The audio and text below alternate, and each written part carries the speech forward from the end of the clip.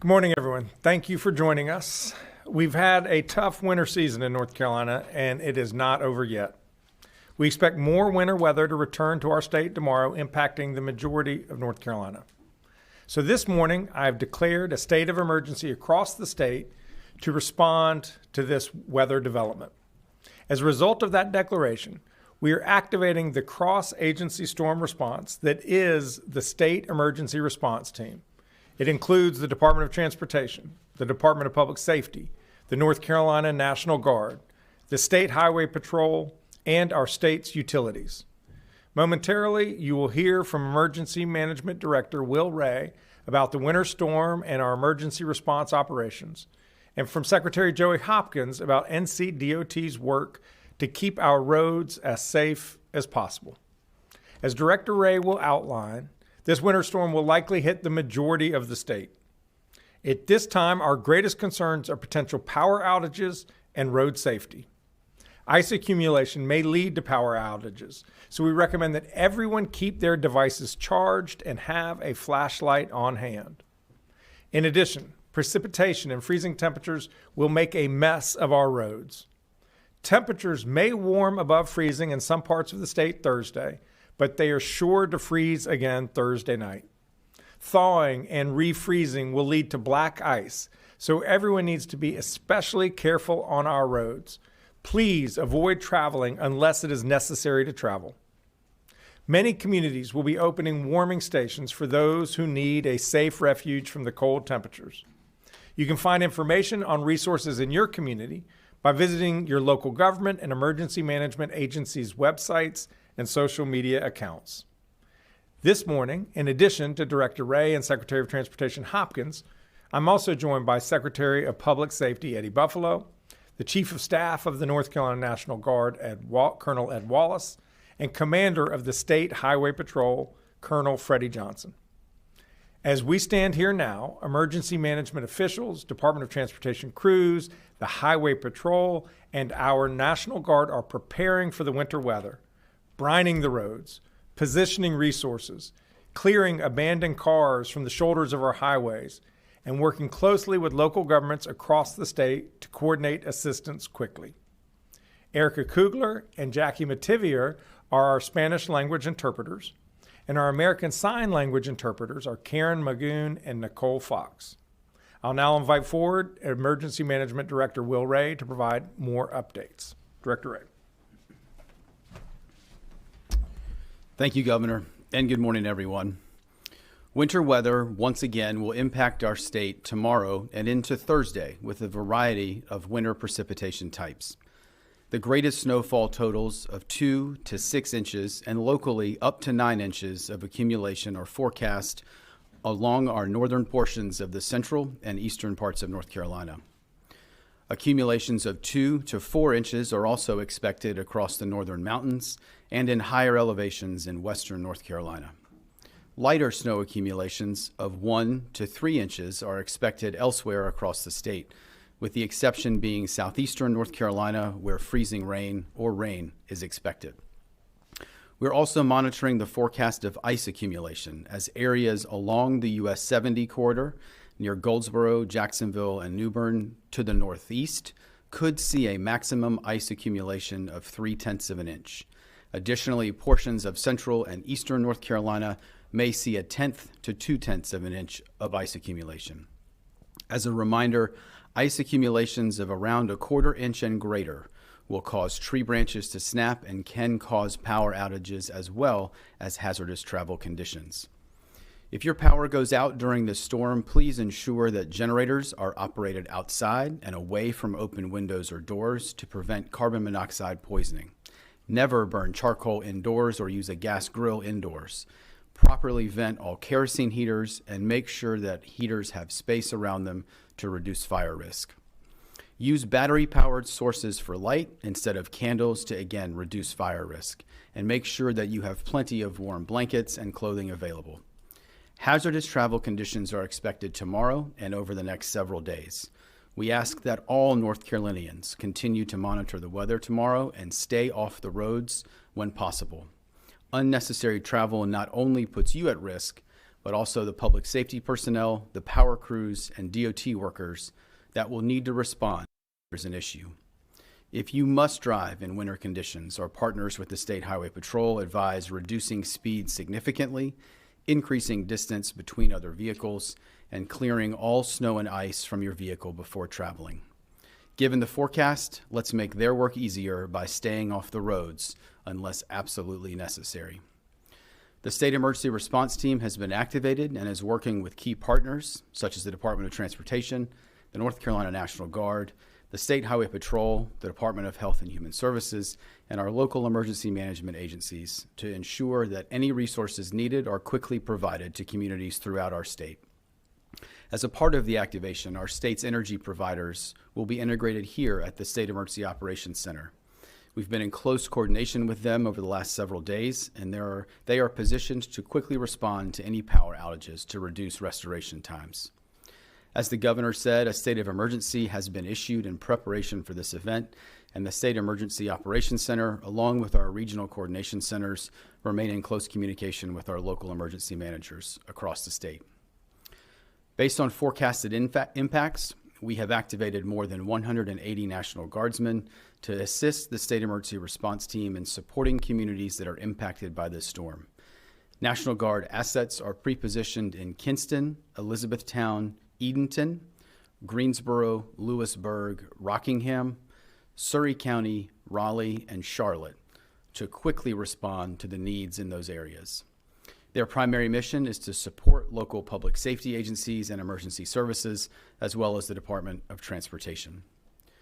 Remember to utilize 911 only for emergencies. If you need general information regarding the storm, please visit www.readync.gov, where you can find information on power outages, roadway conditions through drivenc.gov, and general preparedness information to make sure that you and your family are safe during this winter storm. Remember to enable emergency alerts on your mobile device and make sure it is fully charged to ensure you receive life-saving notifications from local authorities or the National Weather Service. Outside of the winter storm, North Carolina Emergency Management has deployed 4 state search and rescue teams to provide swiftwater rescue assistance to Kentucky as a result of the ongoing flooding there. Our hearts go out to those impacted by the ongoing flooding, and it is an honor for us to help our neighbor states in their time of need, just as they did for North Carolina during Helene, when 39 states responded in our time of need. I want to thank and acknowledge the dedication of team members from Asheville Fire, Charlotte Fire, Winston-Salem Fire, and New Hanover County Fire that are in Kentucky assisting local first responders.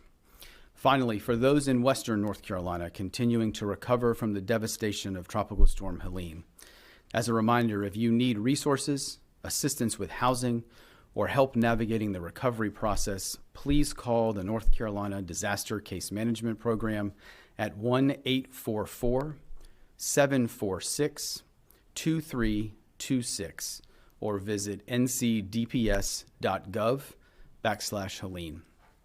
The North Carolina Disaster Case Management Program was established to guide survivors through the recovery process, to assist with making a recovery plan to fit individual needs, and to find resources to assist each survivor. As a reminder, you do not have to apply for FEMA assistance to receive assistance through the state program. As a note, the FEMA Disaster Recovery Centers in Western North Carolina will be closed tomorrow due to the inclement weather for in-person services. Disaster survivors can still access services tomorrow by calling 1-800-621-3362. Finally, please check on your friends, family members, neighbors, and those in your community who may need additional support, especially as it relates to food or water. We are stronger and more resilient together. I'll now turn it over to Secretary Hopkins for his update. Thank you. Thank you, Director Ray. Good morning. As another winter storm approaches central North Carolina this week, please know that our crews and contractors have been working hard to prepare North Carolina roads for the pending snow and ice. We have more than 1,300 employees and contractors that are conducting pre-storm preparations. As of this morning, we have used 1 million gallons of brine, to pre-treat hundreds of miles of highways across the state. We also have nearly 500 trucks with plows and spreaders and 240 motor graders ready to remove snow and ice. We have 130,000 tons of salt ready to treat roads once the snow hits. We are staging equipment in areas that are known trouble spots during winter storms, so crews can quickly plow and treat roads. We're also working with our partner agencies, the North Carolina State Highway Patrol and the North Carolina National Guard, to help clear roads of disabled vehicles in hot spots where breakdowns frequently occur during winter storms and on highway shoulders. Their assistance enables quicker clearance of disabled vehicles so our snowplow operators can work to clear any snow off the road. Once the storm hits, our crews are prepared to work day and night in shifts to plow and treat snow and ice until all the state-maintained roads are cleared. Our first priorities will be the interstates and other major highways, then other U.S. and NC routes, and then secondary roads. Please know that we will respond and clear roads as quickly as possible. Unless it is absolutely necessary, avoid traveling during and after the storm. This allows our crews time to clear roads safely. We ask that everyone be patient and stay off the roads. As conditions improve, please check drivenc.gov for the latest travel information. Thank you, and I'm going to turn it back over to Governor Stein. Thank you, Director Ray, Secretary Hopkins, for those updates. During winter weather, just like any severe weather situation in our state, the number one priority of the state of North Carolina is keeping our people safe. So we recommend that you take the following actions to navigate this winter weather event. Make sure you have everything you need in advance of the winter storm. Pay close attention to your local weather forecasts and enable emergency alerts on your phone to receive updates from your local emergency management agency and from the National Weather Service. Keep cell phones, mobile devices, and spare batteries charged in case you lose power. Keep cabinet doors open for pipes located under sinks to stay warm, and let your faucets drip to prevent freezing. In snowy and icy areas, avoid traveling. If you have to be on the road, store an emergency kit in your vehicle. And don't forget to check on your loved ones and anyone you know who might be vulnerable, especially the elderly.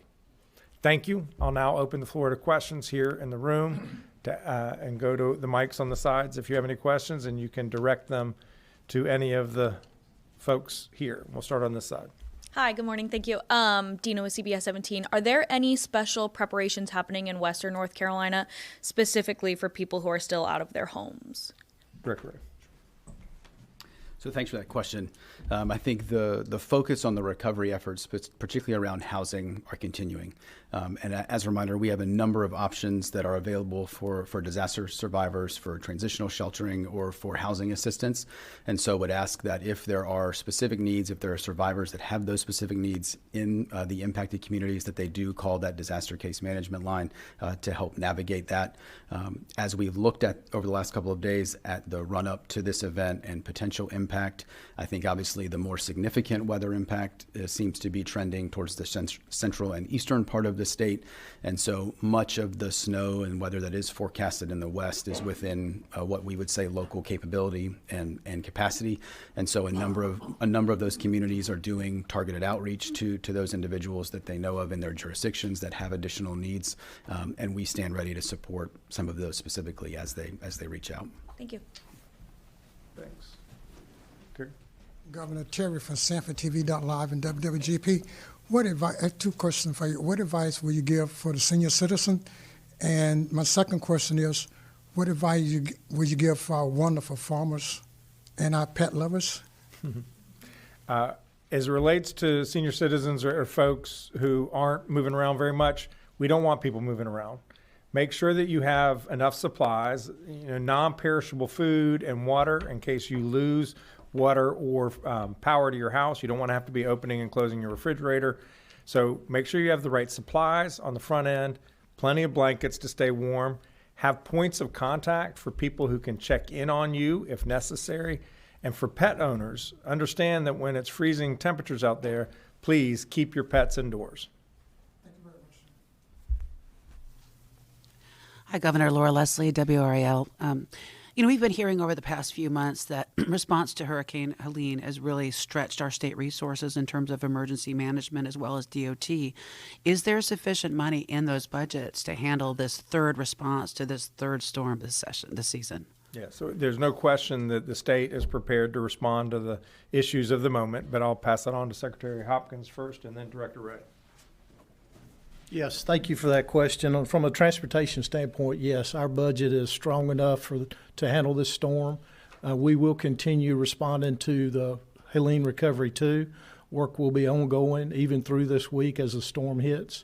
And as was the governor announced last week, we do plan to open I-40 to 2 lanes of traffic, 1 lane in each direction by March 1st. Right now, we do not expect this storm to impact that. But we'll keep monitoring and keep recovering as we move forward. Thanks for the question, Laura. And I think what I would say is we continue to have a significant focus on Western North Carolina and those communities and our recovery. And through the capabilities that we have, through the State Emergency Response Team, through the partners you see here, and through the ones that are coming today and into tomorrow and the rest of the week, there's significant capacity to respond here in North Carolina. I think over the years, one of the benefits that we've had and that I don't take for granted is through both the governor's office and the General Assembly, we have a fund that is authorized to support initial response costs. And that's obviously something from a Helene standpoint that we're working through reimbursement on with FEMA, but from a financial standpoint, to be able to tap into those resources while we continue to focus on recovery, we can also balance some of the ongoing response needs as well. One other question. I'll just add my own comment, which is that we have funds sufficient to do the response to this storm that is about to hit. Where we need more funds is the long-term recovery for Western North Carolina. And as you know, I submitted a budget request for immediate needs of about $1 billion. The House is considering legislation, which I understand they'll take up next week now, of about $500 million. I thank them for their willingness to start spending some real money to help us get the work going. We need more work, more help along. So there's going to be a question that between the federal and state governments, we need substantial resources to help Western North Carolina recover. Obviously, just to follow up, the legislature has canceled its voting sessions for this week. I mean, is it frustrating at all that this storm is actually causing it to take longer to get money on the ground for Helene? My frustration is not with the legislature. My frustration is with the weather. Yes. I mean, I want the legislators to be safe. We're advising people not to travel unnecessarily. We understand they'll come back and take it up next week, and is unfortunately a part of life here in North Carolina this winter.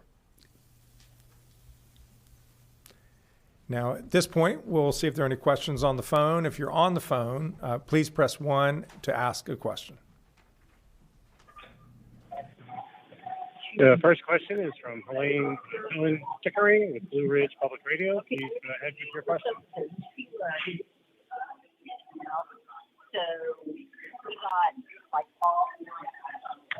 Helen, do you have a question? Voice training, reporter training, and The next question. Okay, moving to the next question is with Chris Peterson with WXII TV. Chris, please go ahead with your question. Good morning, Governor. My question is about schools. School systems in Western North Carolina and in my area, Winston-Salem, Greensboro, and High Point, have already missed a considerable number of days because of previous winter weather. And remote learning days have been a challenge as well with the 5-day limit. So I was curious, since now there's been a state of emergency declared, would these days that are probably going to be missed this week count against schools? Would they be forced to make these days up, or are you going to waive them? We will look into that question. One element in the budget request that I have made of the General Assembly that they have not indicated a willingness to fund at this point is paying for summer instructional time. There are school systems out west that have missed more than 15 school days already. It's imperative that students not miss out on the opportunity to learn. So we want to have instructional time this summer. That obviously costs money to operate, and so that is one of the budget items that remain in discussion with the General Assembly. I want to make sure that all young people in North Carolina have every opportunity to learn so that they can build whatever life they want for themselves. La- The next question is from Simone Jasper with the NNO. Please go ahead with your question.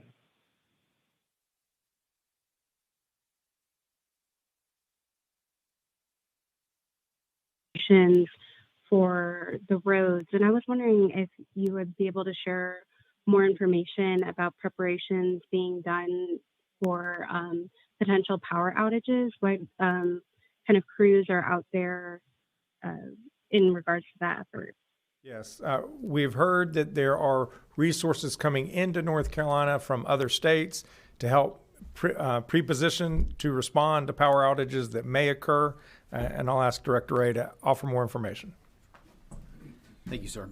Thank you for that question. I think as the governor said, obviously one of our larger utilities in the state, Duke Energy, will be here, as well as our municipal and co-op partners today into tomorrow as we look at the impact. Again, to make sure that if they have resource needs to be able to quickly move crews, that we can support them as we can. Duke has shared with us that they are moving crews in from out of state, from a number of different locations into North Carolina. Today, they are moving crews from the west to the east and have a number of crews that will also follow on tomorrow from the western part of the state into primarily central and eastern North Carolina. And they're looking at capabilities both from a vegetation management standpoint as well as line crews to focus on restoration. And so based on the estimates that they're seeing, as we've talked about with the potential ice accumulation in some eastern parts of the state, they feel like they have adequate capacity right now. But I do think, and I know we say this during all events, but this is one of the reasons that it's really important. If you do not have to travel tomorrow and Thursday or later in this week with some of the hazardous conditions that are there, please stay off the roads. I think folks that are on the roads do slow down, whether it's power crews, DOT work, or public safety that are trying to respond. We really need folks to heed that request and stay off the roads where possible this week. Any other questions? Okay, great. Thank you all for being here today.